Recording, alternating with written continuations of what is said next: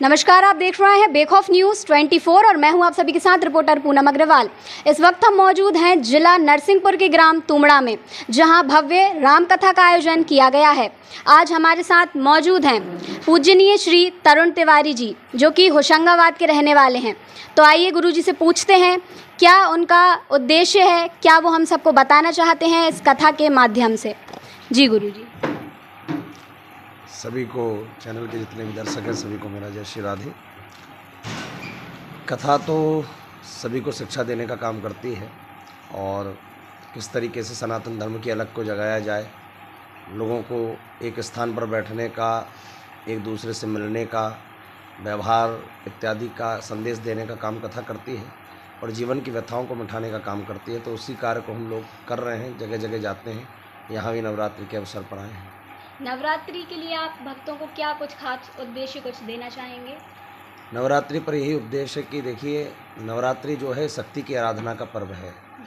बिना माँ के इस जीवन में कुछ भी नहीं है। इस दुनिया में मृत्यु के बहुत सारे स्थान हैं, मरने के लिए बहुत सारी व्यवस्थाएं हैं, लेकिन जन्म के लिए एक ही व्यवस्था है, वो है माँ। और माँ के बिना संसार सूना है। और माँ का जो शक्ति स्वरूप है, महाकाली, महालक्ष्मी, महासरस्वती, उसकी उपासना का तो प्रतिदिन है, परंतु उपासना के विशेष रूप से चार तरीके से नवरात्र का विशेषण किया गया है पुराणों में, जिसमें कि चैत्र की नवरात्र है, आषाढ़ के नवरात्र हैं, उसके बाद में भगवती की दूसरी जो आषाढ़ की नवरात्र है वो गुप्त नवरात्र हैं, और चैत्र के जो नवरात्र हैं वो उच्छिष्ट अवतार है। मतलब कि नवरात्र के ये जो नवतार सब जानते हैं, लेकिन आषाढ़ के नवरात्र को सभी जानते नहीं हैं। दूसरे माघ के नवरात्र को भी ज़्यादा जनता नहीं जानती। ये दोनों गुप्त नवरात्र हैं, लेकिन आश्विन के नवरात्र और चैत्र के नवरात्र ये दोनों गुप्त नवरात्र मिलाकर 4 नवरात्र होते हैं।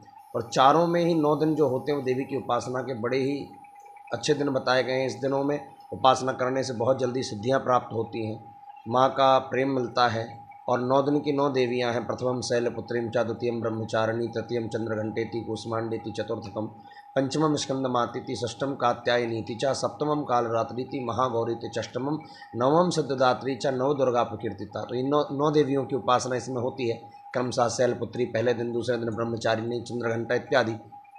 तो नवरात्रि उपासना का पर्व है। और बेटा चाहे कितने भी राह से भटक जाए, पर माँ कभी भी अपने पुत्रत्व से अलग नहीं होती है। इसलिए लिखा है कि कुपुत्रो जायेत क्वचिदपि कुमाता न भवति। पुत्र कुपुत्र हो सकता है, पर माँ कभी कुमाता नहीं। कितने भी राह से भटक जाए, पर माँ कभी भी अपने पुत्रत्व से अलग नहीं होती है। इसलिए लिखा है कि कुपुत्रो जायेत क्वचिदपि कुमाता न भवति।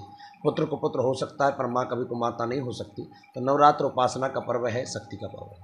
जी, तो गुरु जी इस कथा के लिए किसके आगमन पर किसने आपको आगमन पर बुलाया है? तो यहाँ पर भगवती का जो दरबार है, बीजासेन भगवती का, यहीं से अब बुलाया तो माँ भगवती नहीं है, लेकिन निमित्त जो बने हैं श्री संतोष मिश्रा जी पिपरिया में रहते हैं, और उनके ऐसे मन में भाव बने कि माँ भगवती के चरणों में बैठकर कथा सुनना है। कथा का आयोजन तो वहाँ भी हो सकता था, लेकिन उनकी इच्छा थी कि भगवती के चरणों में हो और देवी भागवत की कथा हो। तो देवी भागवत की कथा प्रायः बहुत कम होती हैं, और शायद ग्राम में भी पहली बार ही देवी भागवत हो रही, लोग भी पहली बार सुन रहे हैं। तो भगवती के गुणानुवाद, नवरात्रि का पावन पर्व, नववर्ष, और इसके उपलक्ष्य में ये कथा हो रही है। तो बड़ा अच्छी बात है कि उनका ऐसा संकल्प मन में आया। उनके संकल्प से इतने लोगों को लाभ मिल रहा है।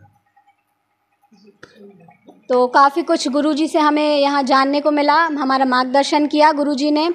और गुरुजी की बहुत सी वीडियोस, उनका स्वयं का चैनल यूट्यूब पर है, आप चाहें तो गुरुजी के नाम से सर्च कर सकते हैं, पंडित श्री तरुण तिवारी जी। उनके चैनल पर जाएं, चैनल को सब्सक्राइब करें और पुण्य लाभ लें। धन्यवाद।